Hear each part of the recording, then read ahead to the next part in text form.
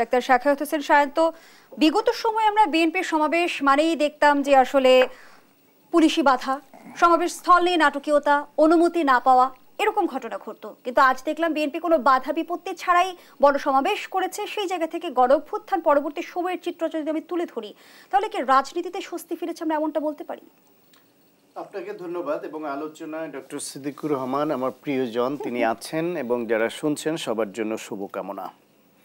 না, রাজনীতিতে আপাতত একটা স্বস্তি ফিরেছে। তো স্বস্তি ফিরেছে, গত 16 বছর ধরে যে একটা দানব আমাদের ঘাড়ের উপরে চেপে বসেছিল, ঘাড় থেকে দানবটা নেমে গেছে। ছাত্র জনতা নামতে বাধ্য করেছে, শুধু ঘাড় থেকেই নামেনি, দেশ ছেড়ে পালিয়ে গেছে। ওই আগে কি ওই যে কোন নেতা যেন বলছিল, এটা খুব ট্রোল হতো না, সিসি দুষ্ট লোকেরা পালিয়ে গেছে, সেরকম ওই দুষ্ট দানব পালিয়ে গেছে। সুতরাং একটা স্বস্তি তো আছেই। আমরা একটা নির্ভয়ে কথা বলার একটা পরিবেশ পেয়েছি, নির্ভয়ে কাজ করবার একটা পরিবেশ ফিরে এসেছে।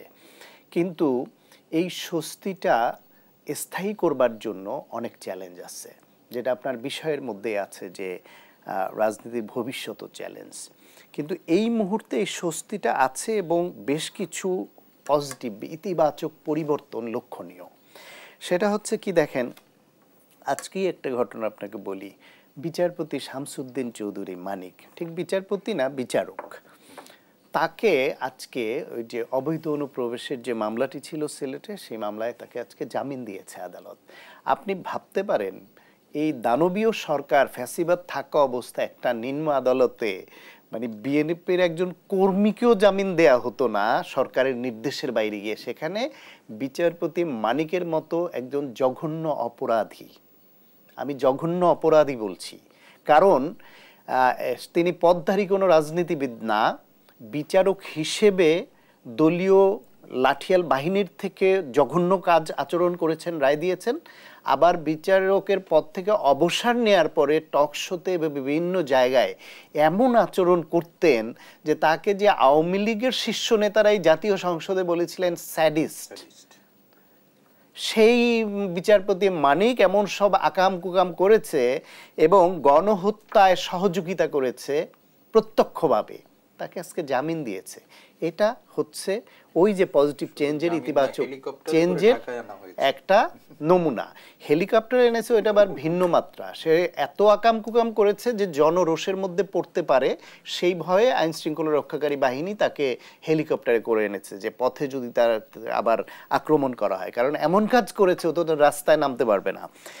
দ্বিতীয় হলো, দেখেন যে এই সরকারের সামনে এই প্রশাসন, পুলিশ, বিচার বিভাগ, বিভিন্ন সাংবিধানিক যে প্রতিষ্ঠানগুলো, সেগুলো গোছানোটা একটা বড় চ্যালেঞ্জ। প্রথম কথা হলো যে কিন্তু এত চ্যালেঞ্জ থাকার পরেও এদেরকে ফেল করা যাবে না, ব্যর্থ হওয়ার কোনো সুযোগই নেই। ব্যর্থ হলে কি হবে, তার আগে মনে করি যে এইরকম একটা অন্তর্বর্তীকালীন সরকারকে দায়িত্ব নিতে হলো কেন? দায়িত্ব নিতে হয়েছে কারণ এদেশে গণতন্ত্র ছিল না, ভোটের অধিকার ছিল না, গুম খুন হত্যা হামলা মামলা দেদারসে হচ্ছিল, গায়েবী মামলা হচ্ছিল পাহাড় সম। এই দেশে মনে করেন আয়না ঘর বানিয়ে মানুষকে গুম করে রাখা হচ্ছিল, আবার অপহরণ করে এনফোর্স ডিসঅ্যাপিয়ারেন্স করে মেরে ফেলার অসংখ্য ঘটনা। সেই দেশটিকে সাংবিধানিক প্রতিষ্ঠানগুলো, বিচার বিভাগ এমন পর্যায়ে নিয়ে যাওয়া হয়েছিল, একজন সুপ্রিম কোর্ট হাইকোর্টের বিচারক বলতো প্রকাশ্যে যে আমরা শপথবদ্ধ রাজনীতিবিদ। আরে তোমার যদি এত রাজনীতি করার শখ হয়, তাহলে ওই চেয়ার ছেড়ে মাঠে আসো, দেখি কত বড় রাজনীতিবিদ। এখন করো না রাজনীতি। কিন্তু ওই চেয়ারে বসে সংবিধানের আনুকূল্য নিয়ে কি নির্লজ্জভাবে ঘোষণা দিত যে শপথবদ্ধ রাজনীতিবিদ তারা। এই পর্যায়ে এসে যখন একটা গণ অভ্যুত্থান হলো এবং সেই দানবের সরে যেতে হলো, তখন এইরকম একটা অন্তর্বর্তীকালীন সরকারকে দায়িত্ব নিতে হলো। এখন এই সরকার যদি ব্যর্থ হয়, তাহলে কি হবে? বাংলাদেশে যে দুটি পক্ষ, এক পক্ষ হচ্ছে ফ্যাসিবাদ খুনি চক্র, আর একটা পক্ষ হচ্ছে মেজরিটি পক্ষ দেশের, সেটা হচ্ছে গণতন্ত্রের পক্ষে, গণ অভ্যুত্থানের পক্ষে, একটা ভবিষ্যৎ মানবিক গণতান্ত্রিক বাংলাদেশের পক্ষে। এখন যদি এই সরকারের যে দায়িত্বটা, সেটা হচ্ছে একটি সুষ্ঠু নির্বাচন করা, সত্যিকার জনগণের প্রতিনিধিদের হাতে ক্ষমতা হস্তান্তর করা। এখন এইটা করতে গেলে যা যা সংস্কার প্রয়োজন সেটিও করা। তাহলে এই সরকার যদি ফেল করে তাহলে কি হবে? তাহলে এদেশে সংস্কার হবে না। নির্বাচন কমিশন, জাতীয় মানবাধিকার কমিশন সহ সমস্ত সাংবিধানিক প্রতিষ্ঠানগুলোর সংস্কার হবে না, নিরপেক্ষতা আসবে না ফেল করলে।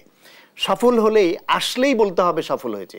বিচার বিভাগে কোনো বিচারক প্রকাশ্যে এরকম বলবে না যে আমরা শপথবদ্ধ রাজনীতিবিদ। কোনো বিচারক উপরের হুকুমের আশায় তাকিয়ে থাকবে না এবং তার প্রতি যে ওহী নাজিল হবে সে ওহীর ভিত্তিতে রায় দেয় এটা করবে না। এই রকম বিচার বিভাগ তারা প্রতিষ্ঠা করবে।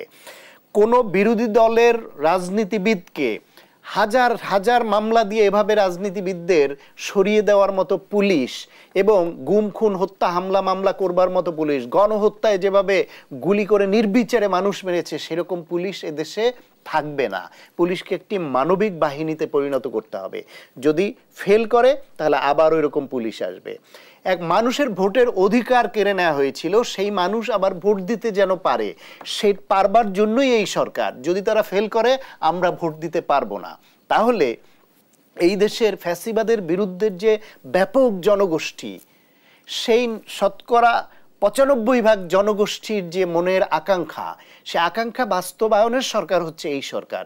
যদি তারা ফেল করে ৯৮% ৯৫% মানুষের সে আকাঙ্ক্ষা ফেল করবে। বাংলাদেশ আবার সেই দানবীয়দের হাতে চলে যাবে। তাহলে ফেল করার সুযোগ আছে।